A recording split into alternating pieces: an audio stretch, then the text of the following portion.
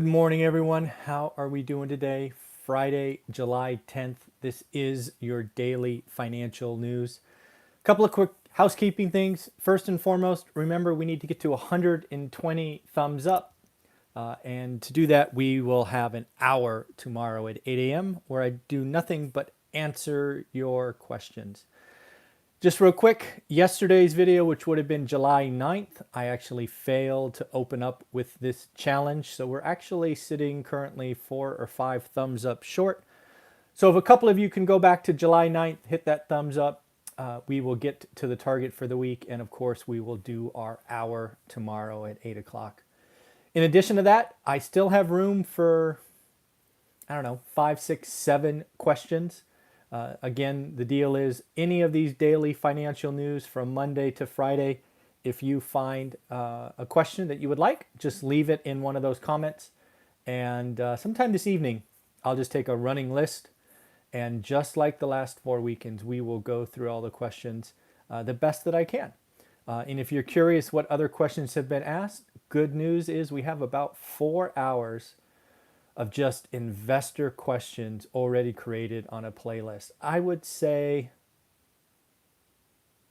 60% of that are kind of new-ish investor questions and 40% are experience related. So if you have some time, take a look at those. Lots of great data there in that playlist. Hopefully we'll keep growing every week as we keep moving forward. So first thing I have to ask myself, because it's Friday, and this trend has been going on the last 3 weeks, is are we going to kind of limp to the close, right?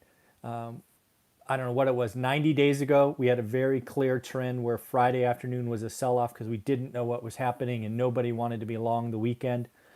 Then we had, I don't know, a 4 or 5, maybe 6 week trend where that kind of broke. But we do seem to be into that now. Really with last Thursday being a great example of that. I think we opened up like 500 and then we ended up with 80 points or something. So I'll be very curious if the trend holds, right? If we basically limp kind of after 2 o'clock, kind of it tails off with nobody wanting to be long the week and they want to be what they call flat. So that's something I'll be looking for because again, when that happens, people are nervous for headline risk for the weekend. When that is removed, like it was there for a little while, they have more confidence. And that's always what I'm looking for, right? Is what are people feeling, right? What is the confidence? And it's difficult to do. It changes all the time, right? We talk daily now. We've been doing this for well over a year. So, just something to look at. Something that caught my attention is next week, we really start earnings season for Q2. It is, without question, going to be ugly. I don't think anybody is expecting Q2 numbers from most companies to be anything to write home about. We will see how many companies choose to do the kitchen sink quarter. I think we talked about that about 6 weeks ago, that I would expect it to come in Q2, right? If you had any kind of debt or depreciation or write-offs or amortization that you could front load, throw it in, right? Everybody's writing off Q2, so throw it in. Let's see what happens. So it'll be interesting to see with that. Banks come out first. The big banks come out next week.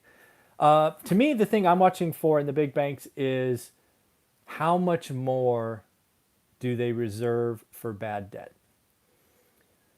We saw pretty big chunks 90 days ago. I want to say it was somewhere between 4 and 8 billion. It ranged for each bank. It'll be interesting to see if it's similar, smaller, or bigger.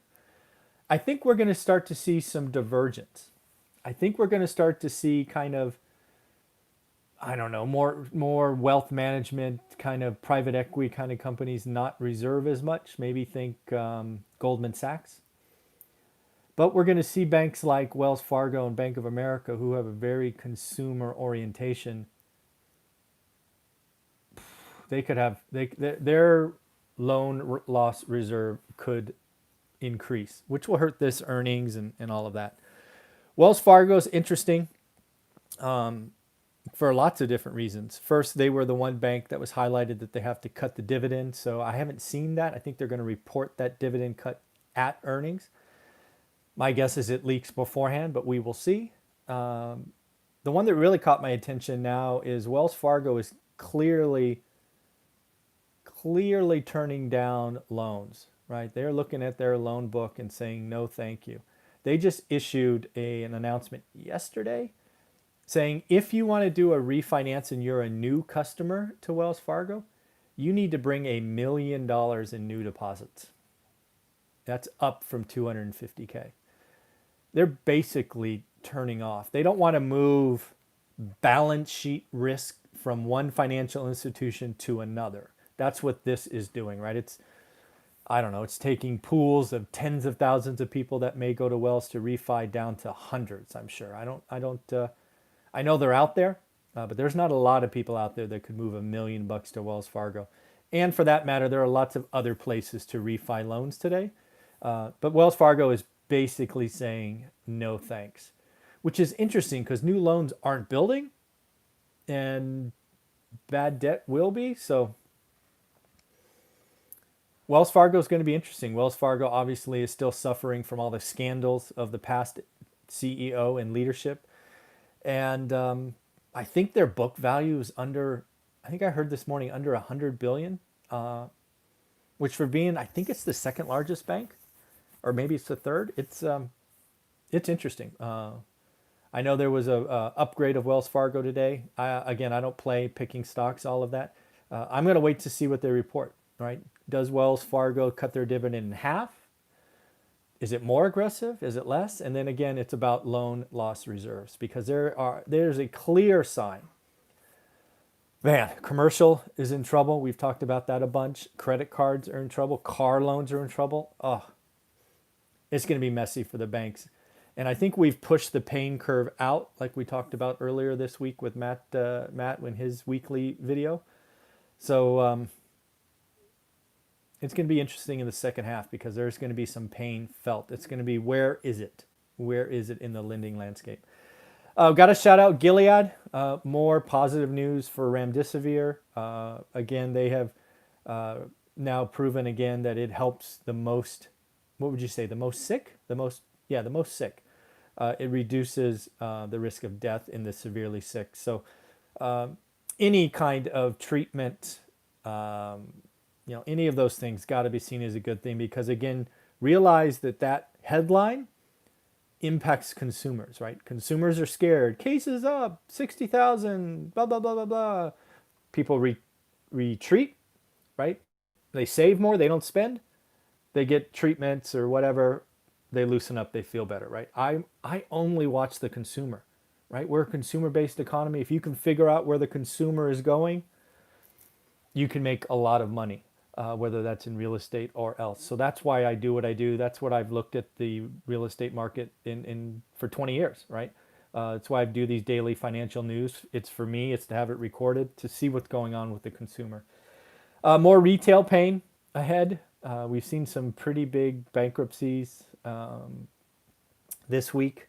One I haven't talked about yet is Sur La Table. Went out yesterday. I think we had 2 bankruptcies yesterday. It was Sur La Table, and I'm drawing a blank on the other, but there was another one yesterday. They're looking at the next 4 that could be likely. Ascena Retail, that's Ann Taylor and Lane Bryant, women's fashion, really office wear, right? Clearly people working out or doing calls in their yoga pants or sweats. Taylor Brands, kind of the reverse of Ann Taylor for ladies. It's Men's Warehouse and the like. Rite Aid. Rite Aid was interesting. Yeah, I got to look into that one. They must have a lot of debt from an acquisition or something. And then Petco. Petco's again. These ones that are kind of on the list. They're rated. Their debt is rated triple C. So it's something that's out there. We got to watch this election. We got to see what both sides are talking about. Not because I'm on one side or the other, but we need to realize, if there is a change in leadership, what does it do for you and I?